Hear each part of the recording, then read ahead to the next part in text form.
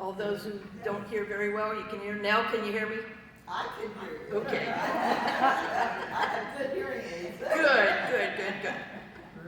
Now, I want to apologize right before I start because some of you know some of what I'm going to talk about today, but I'm going to go in a little bit more depth of what I've shared before about my testimony. The title of my talk is No Longer a Caterpillar. And you're probably thinking, what in the world does that mean? Well, you'll find out as I talk. I was asked to share my testimony and to talk about some mental health issues that I know about because of personal experience. I'm by no means an expert in mental health issues.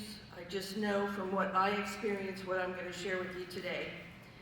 And I had those mental health issues as a young mom and as a pastor's wife. And I'm going to give you a little bit of background, so just hang on with me and we'll get to the good part. Hopefully all of it's good, I don't know. Well, what is depression? I suppose most of you have experienced it or know someone close to you that has had depression or gone through depression at some point in your life. And I'd like to say that in my experience, all depression is not a sin for a Christian. I remember when I was going through the depression, the first thing, and of course I didn't know anything about it back then. My husband was a pastor, and you know, he kept saying, well, if I get my heart right, then everything would be okay. Well, there were some other things in my body that were not coinciding with my spiritual life, so we had to deal with that.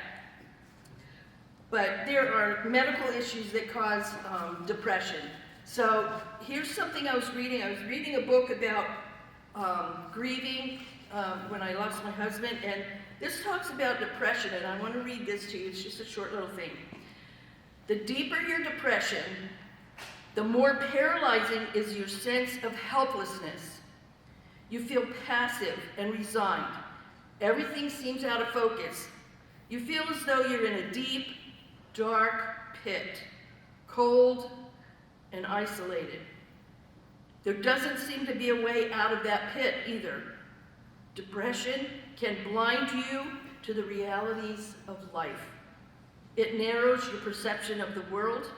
You end up feeling all alone, as though no one else cares about you. In place of experiencing peace and joy, the light of your life, of God in your life, you feel just the opposite. You feel empty. Often Christians who feel depressed feel even worse because they're false beliefs about depression. They feel as a Christian they shouldn't be depressed, so that makes them feel even worse. So it's not necessarily, sometimes it is, but not necessarily all the time, brought about by sin. Depression is a journey. It feels more like a passage through an arid desert. If you can think in your mind about the desert, or if you've seen pictures or traveled with the Air Force, you know what like the Sahara Desert is, or the Mojave Desert. It's just sand and on and on and on, and there's nothing around. It's like a barren land, and it's exhausting. But the Lord is near to the brokenhearted and saves those who are crushed in spirit, David says in Psalms. I hung on to that verse, and I still wondered why God wasn't bringing me out of that when I wanted to be brought out of it.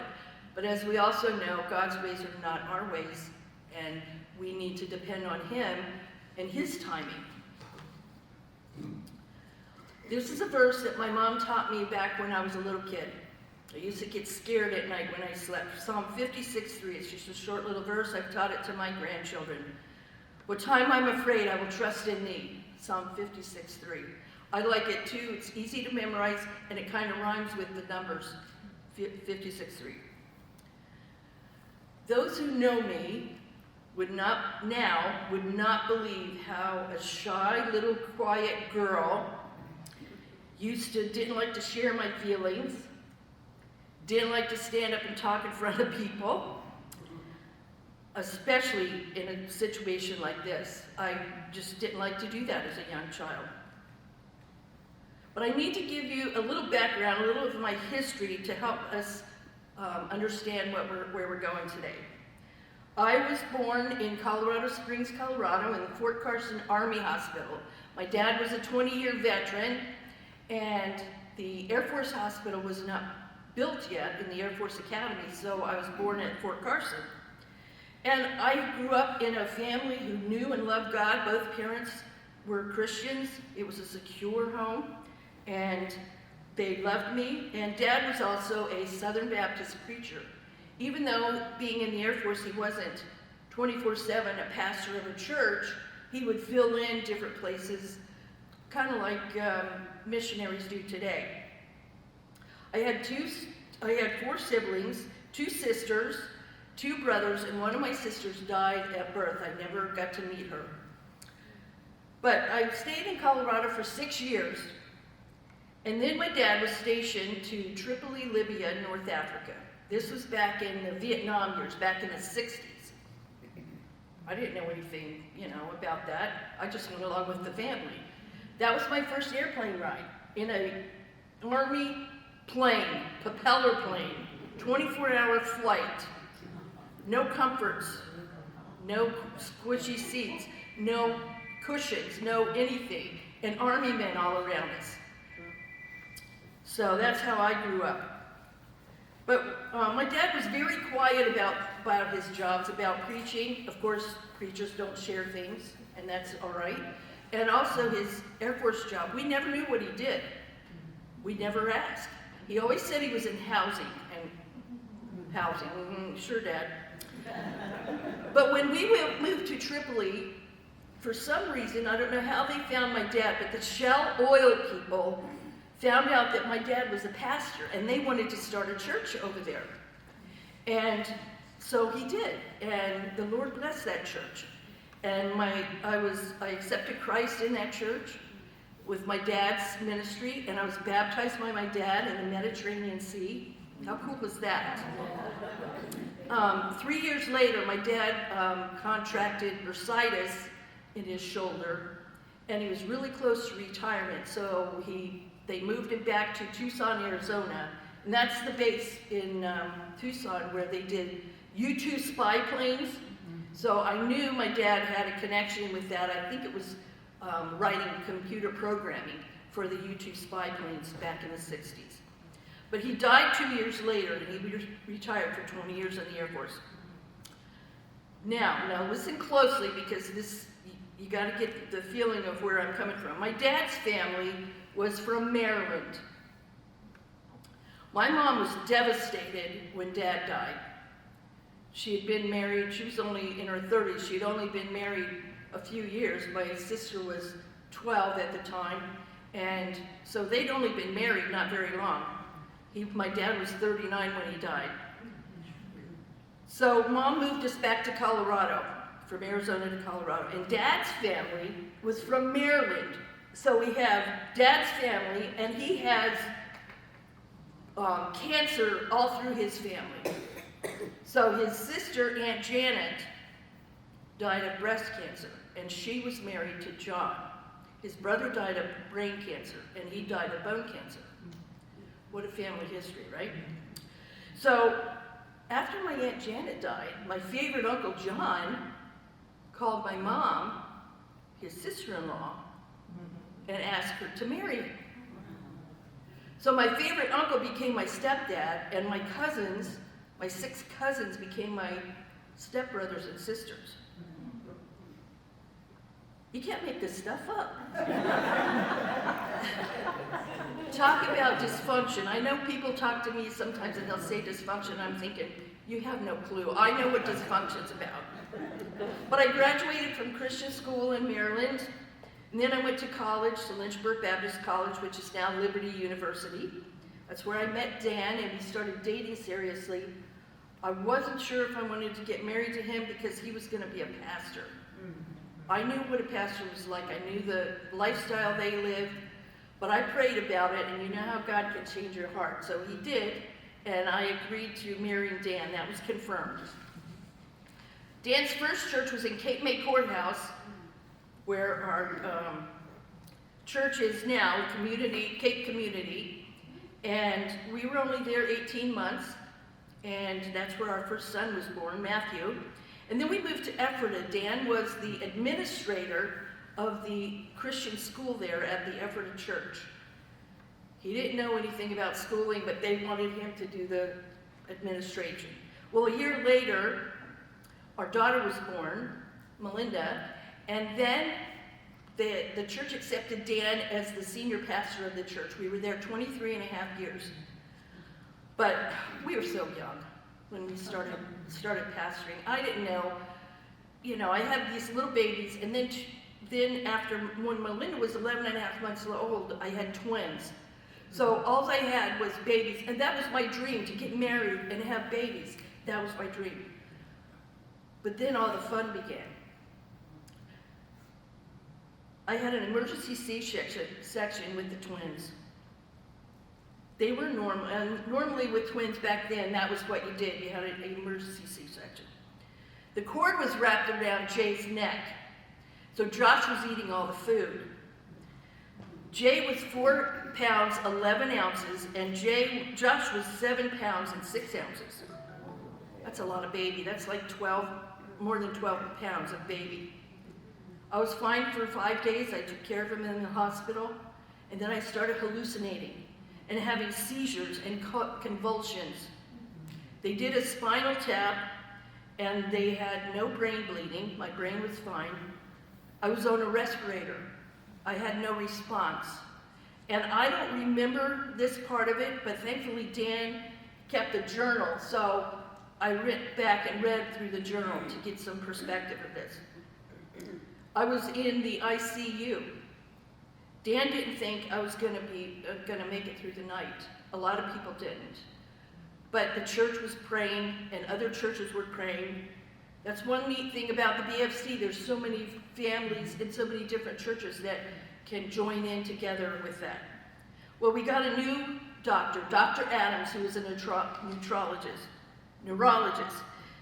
And he was sitting in his office one day, and Dan walked in there, and he said, "What are you reading?" And he said, "I'm trying to find out what's wrong with your wife." He said, "This is an extremely rare condition that she has. I don't know much about it." So then I was not getting any better, so I was sent to St. Joe's in Lancaster, St. Joe's Hospital. And I was not being very responsive. They were keeping me alive till I got to the hospital. There was a woman from church who was an RN, and she rode in the ambulance with me. And the twins stayed at the hospital in Ephrata. All the CAT scans showed my brain was, there was no tumor, nothing was bleeding, but it was swelling, and I had scar tissue. The doctor thought, well, maybe it's epilepsy, maybe it's eclampsia, I just don't know. People were helping with the kids, people were praying. It was about 24 hours before I started to respond better and I could be off the respirator. The result of that, we were just amazed. Even though I was confused after I was off the respirator, I didn't know what was happening. At one point I thought I had 24 kids. I knew I had a lot of kids, but they just kept popping out. Thankfully that didn't happen, but anyway.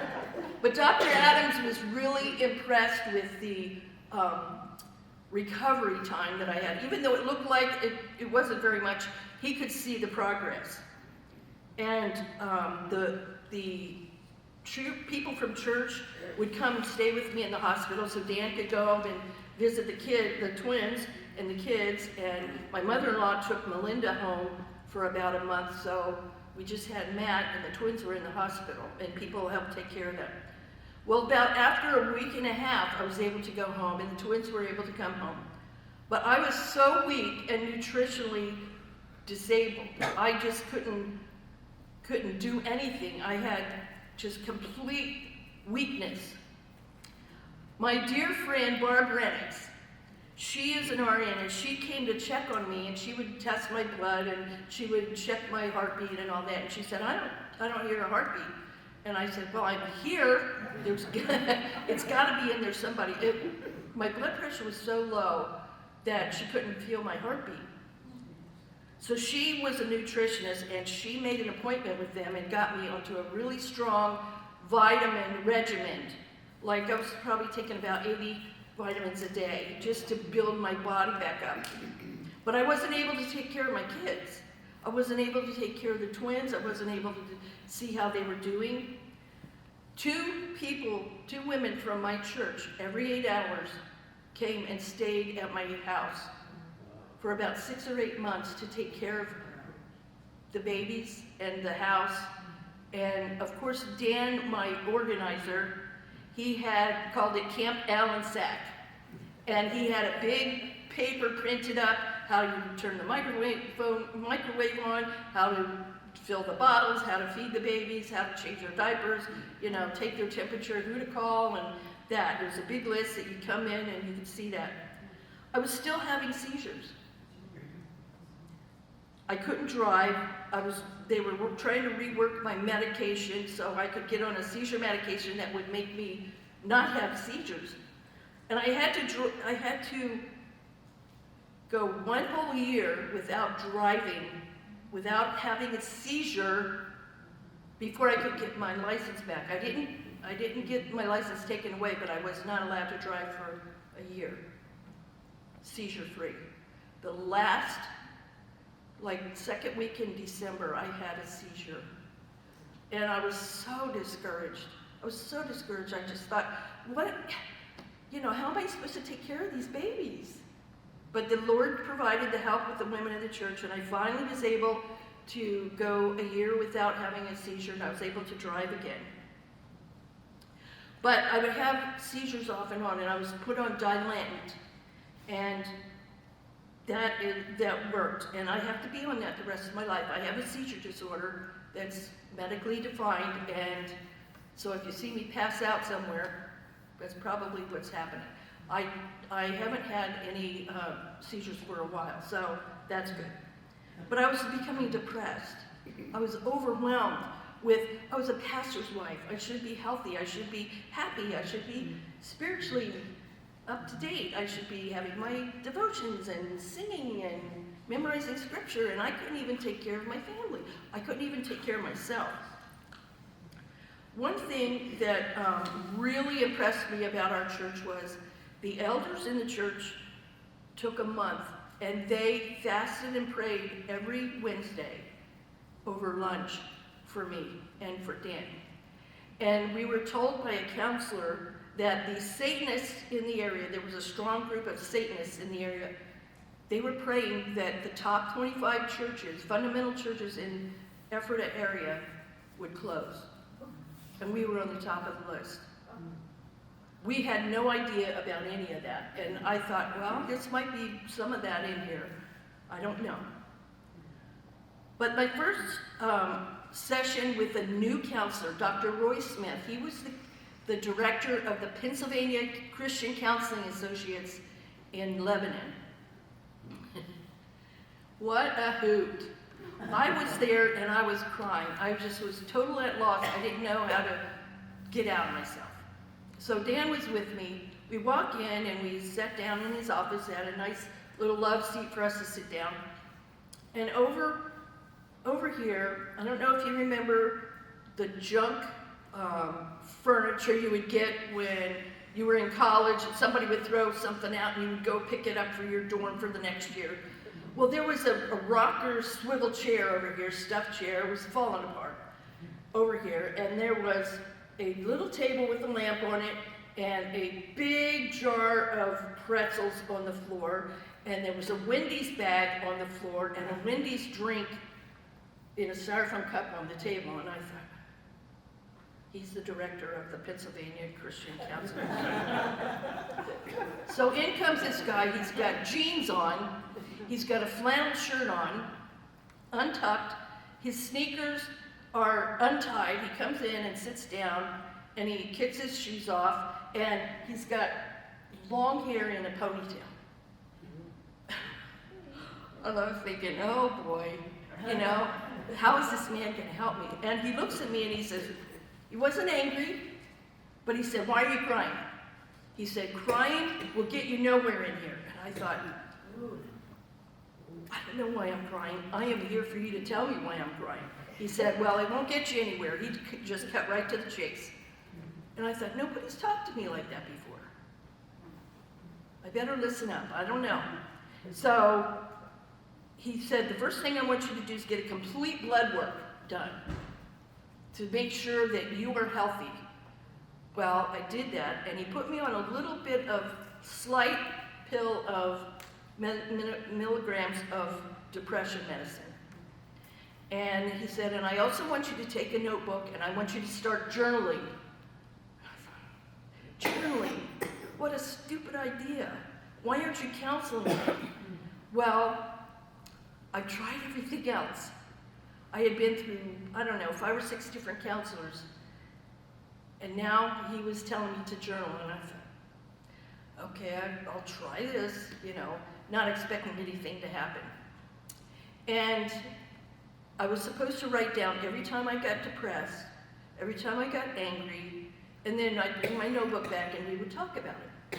This went on for about a year and a half. Well, during that year and a half, my friend Barb Renix, who couldn't find my blood pressure, my heartbeat, she would call me every day, and she would say, why don't I hear any praise and worship music? You're supposed to be listening to praise and worship music. Why aren't you listening to it? I didn't want to listen to praise and worship music. I didn't have a spirit that wanted to listen to that. But I actually started listening to it, so she would stop saying that to me. So I finally started doing that. But she was an RN, and she was a nutritionist, and she was a biblical grad, and she was also a counselor. And she would come over with her Bible, and she would pray with me. Or she would sit there and let me cry, or talk, or whatever I needed. She was always there for me. Well, these brain swelling from the twins, when I delivered them, I lost 60 pounds of water. That's extreme stress on your body. And the seizures in the scar tissue is in the temporal lobe of the brain. And that is where anger and depression comes, the same lobe. So if I can draw on the board.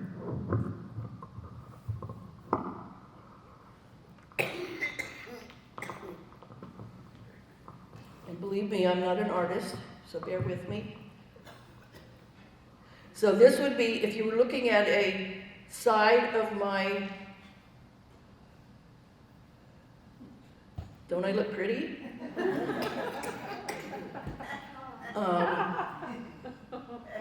So you have your brain, and it's all, well, right up here was the temporal lobe. That's where I had my scar tissue from the seizures. That's where the anger and the depression came from too. And I thought, well, that's interesting. So we started working on that, counseling with that. And I'm not sure why God allowed me to go through all that stuff at the effort of church during that time. But the doctor said it would take 10 years to heal me physically, heal my brain, for my brain to recover. 10 years. Actually, it actually took 5 more years to heal me emotionally. But I started journaling, and many things happened in my healing process. I wasn't doing anything on purpose except for journaling. And I had God who loved me. I had a husband who loved me and took care of me. And I had a church who loved me and took care of me. Counseling helped, and nutrition, starting to eat right. And I was really glad. I was telling Nancy this morning, I was glad that one of the snacks this morning is nuts. That was one thing that really helped me heal my brain, was eating a lot of nuts, especially almonds. But people were praying, and the one counselor told me about a word that I needed to remember, and to remember it when I got angry or when I got depressed. The word was halt. When I got angry or depressed, I was to stop and I was to ask myself, am I hungry? Am I angry? Am I lonely? Am I tired?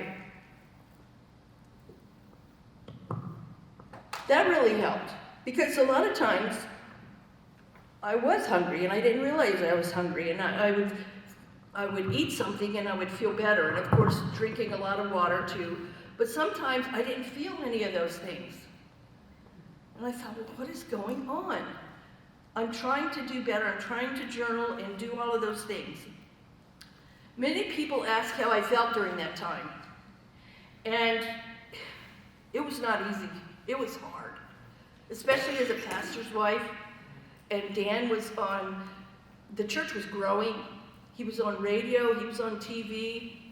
We just had a wonderful ministry there, but he also loved me enough to let me heal too and get better.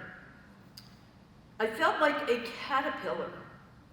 I want everybody to raise their one finger. Raise their finger. Okay, now take your hand, your other hand, and wrap your hand around your finger. Now, try to move the finger that you're holding. Kind of tight, right? Can't move, you're in there and you can move a little, but it's like, that's how I felt when I was angry and depressed. But it wasn't the end. Wanted to be free. I wanted to be free. I was stuck. I was crushed in spirit. What I wanted to do, I wanted to be happy. I wanted to be spiritual. I wanted to live life normally. I wanted to take care of my family. And everything that I wanted to do, I couldn't do. It's like in Romans when Paul talks about doing that. What he wanted to do, he couldn't do. And what he did do, he didn't want to do. But through counseling and journaling, yes, journaling, and praise and worship music, God began to heal me. And it wasn't like I woke up one day and went, oh, I'm all better. It was just a slow, continual process. Not physically only. I lost 100 pounds when I was going through that, but also mentally and emotionally and spiritually. And the cocoon of depression started just crumbling away. And out came this butterfly. I was free in God. I was free at last. A caterpillar. 2 Corinthians 5:17 says, therefore, if anyone is in Christ, old things are passed away, and behold, all things become new. I was free. I never was a dancer, but if I was, I probably would have started dancing. I remember one time after I was through my healing process, I was in the kitchen. It was a Sunday morning, or afternoon, I guess, and I was washing dishes, and the kids were in the family room, and it wasn't so far away I couldn't hear them. And all I could hear was, what's Mom gonna think? It was hard for them. It was like walking on eggshells when I was angry and depressed. They never knew how I was gonna react. And I just had a little God moment, and I smiled, and the Lord just kind of tapped me on the shoulder and said, I know you're better, and you know you're better, but they don't. It's gonna take time, and you're just gonna have to let them heal themselves from what they've gone through, and they've gotta see you, who you really are. And at that point, I just smiled, and I thought, okay, that's cool. And during those years, I had 4 children, I often took one of them out to lunch, and I apologized to each one of them. And I said, you can ask me anything you want, or tell me how you felt through those times, and we renewed friendships, and we have great relationships now, and I just really praise the Lord for that. But another thing that really helped me was a different word that I made up. When I was going through my healing process, I didn't want to respond negatively or harshly to my kids when I was on the other side of healing. And I said, Lord, I need something to help me at the spur of the moment to remind me, okay, answer the proper way. Answer the right way. So there's a verse in the Bible that talks about a quiet and gentle spirit. So I made up the word quag. Quiet and gentle spirit. That was the word I would tell myself when I would be starting to not lash out, but get disgusted with maybe something that was going on with the kids or not wanting to respond properly. I would say quag. Answer with a quiet and a gentle spirit. And I just kept renewing myself with that. I also learned how to spiritual warfare pray and put on the armor of God and pray for the issues at hand, whatever that was. While at the Ephrata Church, Dan started the Southeast Asia ministry. The first year he went, he was going to teach pastors at a conference. And he also contracted chronic non-Hodgkin's lymphoma. He had leukemia. And I thought, oh man, I'm going to let him go across the world. Oh, I was worried about it. Is he going to get sick? Is he going to die? Blah, blah, blah. And no, he said he was fine. He didn't feel any different. The doctor said, as long as your white blood cell count doesn't change, you're fine. You can live another 40 years. That was back in 2003, I believe. Then we moved to Pinebrook, and he was the director of our Bible conference there for 7 years, and I worked in food service. I was the director of the dining hall and taught kids how to set a table properly, and a lot of people did not know how to do that. There were some kids that did not even have a job before, and I had to teach them how to arrive on time and to stay their time, and then, you know, you can have a break. But there was one girl, after breakfast, she left. I said, wait a second, where are you going? She said, I'm tired, I'm gonna go. I'm like, what time did you get up? And she said 6:30. I said, I've been up since 4:30. Get back in there and wash the dishes. She didn't like that. I got a nickname at Pinebrook. I was very, very strict with how the table was set. Cleanliness, you know, I'd always make them wash their hands. And then if they'd come out and they'd, you know, do this, and I'd say, go wash your hands. Well, I just did. I said, you just touched your hair. Go wash your hands. They gave me a nickname, NP. And I didn't know what that meant until I left Pinebrook. Someone told me I was the Nazi police. I thought that was very cool. But there were certain things, you know, how to do things. And I said, when you leave here, you can always get a job in food service. People like to go out to eat. I said, when Dr. Dave Allen, he's my brother-in-law, but he's also the executive director of Pinebrook Bible Conference.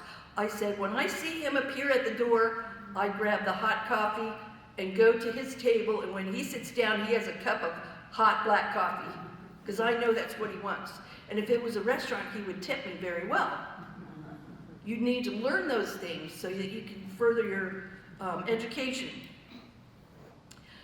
When we moved to Hatfield, and thank you of those who were here when we first came here, you welcomed me and Dan with open arms. We had a rough time leaving Pinebrook, and we just were welcomed and loved right as we stepped on the grounds. 7 years after that, I guess it wasn't that long, Josh, our son, who was the pastor at the Las Cruces Church in New Mexico, was killed by a drunk driver. Dan was in Tennessee, I was at home. We had to meet on a flight going out there. I was worried about Shelley, our daughter-in-law, his wife, because she had a 9-month-old baby, and we needed to get out there to help her. Well, little did I know that in my sleep, when one night during there, I had a seizure. I hadn't had a seizure for a long time, but it was in my sleep. And Dan knew how to deal with that. The doctor later told me, he said, that was a stress seizure because of all the things you were going through with your son. And he said, that's expected to happen. He said, that's probably nothing to worry about. So after a while, I got a job here at the Lutheran community in Telford in food service. I love that job.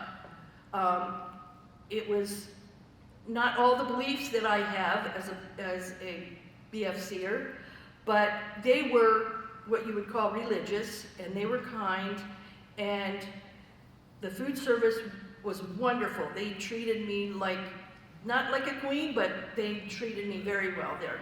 And I learned a lot.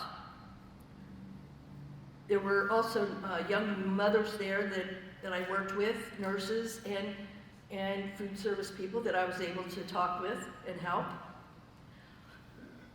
And then I retired pretty soon, let's see, 9 years after that. The first year of COVID, Dan got COVID pneumonia. He was in the hospital for 9 days. And then he got colon cancer. They removed a foot of his colon. And there was one little spot of cancer that they could not remove. So they said, you know, with chemo, it'll take care of it and everything will be fine. So he started on chemo in June of this year, and he was doing okay. He didn't like the thought of having to go to the hospital to get hooked up to do the chemo because it took several hours. He didn't like that. But he was still preaching. He would go to different churches and preach Sundays. He was involved in mentoring young pastors, and I was with their wives. Well, he was going to see the oncologist. He would get his blood work done every month, and it was down, his blood numbers were in the 50s. Before, he also wanted to go to India another time. By this time, he was becoming immobile, and he was walking with a cane. And I kept saying, are you sure you don't want me to go with you? Are you sure you don't want me to go with you? He'd say, no, there's plenty of people there that can help me, plenty of friends that can help me. And I said, okay, and I started praying. I said, Lord, I really think I should go with him, but it seems like he doesn't want me to go, which is fine. This was his 14th trip. And I said, if you want me to go, then change his mind. And a couple of days later, I came downstairs and Dan said, come here, I need to talk to you. And I thought, uh-oh, what's going on? And he said, I want you to go with me to India. And I said, absolutely. So we rushed around and got my passport and all that stuff. Well, I'm so glad, so thankful I went to India with Dan. He was off of chemo for 7 weeks. We were supposed to be there 4 weeks. After the 3rd week, he was teaching pastors, and he was doing conferences. And after the 3rd week, he said, I'm done. I can't go anymore. So the last week of the conference in Nepal, the missionary that we were with was supposed to do it without him. And he was just, I could see his health failing. He was becoming weaker and weaker, and he was just so tired, so very tired. So this missionary got our cleans changed and all of that because we had another week to be there, and he needed to go home. So we got ready to go home, and we got home. Travel was fine. It's a 14-hour flight, but we rested, and he was fine. Let me back up a little. When I was in India, I was at Delhi, the largest airport in the world, and he checks his baggage, and I checked my baggage, and we got to the hotel, which was 45 minutes from the airport. He pulled out his passport and his visa, checked everything in. And he said, I need your passport. I didn't have my passport. We looked through all the luggage into my backpack, couldn't find my passport. Well, ma'am, he can stay here, but you can't sleep here. I thought, can I sit in a chair here till the morning? No. And we thought, what are we going to do? We knew the Lord brought us here. We knew the Lord wanted us to go home. And I thought, he's so sick. Lord, please don't let him die here in India. That would just be awful. And we talked to 3 or 4 different people saying the same thing. You can't stay here unless you have your passport. Dan said, where did you put your passport? And I felt so bad for him, and he was so sweet. He wasn't upset or anything, but he was so sweet. He said, when was the last time you had it? I said, at the airport. So one manager came out, and he said, when was the last time? He said, at the Delhi airport. He said, you two sit over there and let me work on this a few minutes. About a half an hour later, he comes over and says, Delhi is the busiest airport in the world. They found one passport, and it's yours. Praise the Lord. Praise the Lord. And he said, my man is going to drive there tonight and go pick it up, and we'll give it to you in the morning. So I could stay in the hotel. So in the morning, first thing, I got up and I went to the desk, and I said, I'm the one that lost the passport, and they brought it, we've got it. And the lady's looking through everything at the desk, and she said, I don't see a passport anywhere. Well, it was back in the back with the manager from the night before, and he comes out. It was like he was holding a baby. He comes out and he goes, here it is. He said, I thought I would keep it with me for safekeeping. I just about kissed the guy, but I didn't. But, I was just amazed at how God worked all that out. I was just so thankful for that. But God gave me the strength to help Dan through India, gave him the strength for those 3 weeks of conference. He didn't have problems with that physically until he was done. And I knew it was bad because he never stopped preaching. He wanted to preach. He wanted to die with his boots on. And I knew that was his heart's desire, and I knew the Lord was going to bless him in that. But we got home, and he had his blood work done, and before we left, I think it was 58. And then that day, when he got his blood work done, it was 350. The doctor said, I'm taking you off chemo, I'm putting you on hospice, and you have 1 to 2 weeks to live. We thought maybe 1 or 2 months. But the family came in, and everybody was able to come, and I was there with him because I didn't work anymore. The Lord answered that prayer too. I was able to be with him. And the funeral director was so kind and nice in the hospice. That's another story I'll tell you about later, if you want to know. I wasn't really impressed with them, but God knew all that too. And the kids were wonderful. My kids were wonderful. They cleaned the house, they fed me, they cooked, they fed the kids. After Dan died, our one daughter-in-law and son, our daughter-in-law that was married to our son in New Mexico, who was killed, she remarried and they had a daughter, so they have 3 kids now. But they wanted to take all the grandkids and go out to dinner so that when the funeral director came in to get Dan's body, they wouldn't be there to have to see that. Well, I wanted to watch to see how they were going to get Dan down the steps. And those of you who know him, was a big man. And I thought, I'm gonna stand here and watch this.